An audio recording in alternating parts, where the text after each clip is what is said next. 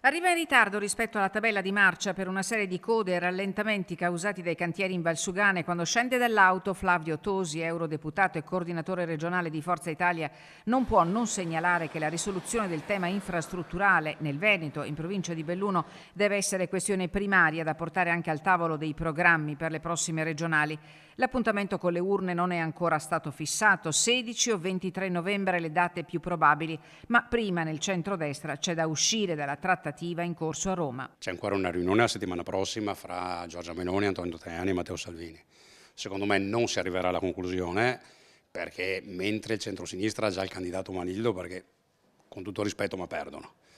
Il centrodestra invece vince per certo e quindi la scelta del candidato è poi quello che deve anche vincere. Al tavolo si sa, i nomi sono quelli di Luca De Carlo o di Raffaele Speranzon per Fratelli d'Italia, Alberto Stefani per la Lega e appunto di Flavio Tosi per Forza Italia. Poi la settimana prossima non verrà ancora presa una decisione e si andrà a settembre, quindi si vota a fine novembre, considerando che bisogna trovare un equilibrio fra 6 regioni che vanno al voto, tra il Comune di Venezia che va al voto l'anno dopo, Padova, Verona e Belluno votano l'anno dopo ancora, e quindi ci sarà una trattativa che dovrà trovare lo spazio. Preponderante per il partito di Giorgia Meloni, che è il primo della coalizione in termini numerici. Ci sarà qualche posto anche per Forza Italia e per la Lega. Speriamo che il Veneto tocchi a noi, però ripeto, anche se non toccasse a noi, noi faremo una bella campagna elettorale e correremo per il candidato che sceglierà la coalizione. Una corsa politica che gli azzurri stanno condividendo con i territori e in questo senso Valletta, la storica modifica dello Statuto di Forza Italia, una riforma voluta dal leader Antonio Tajani che gode del pieno appoggio della famiglia Berlusconi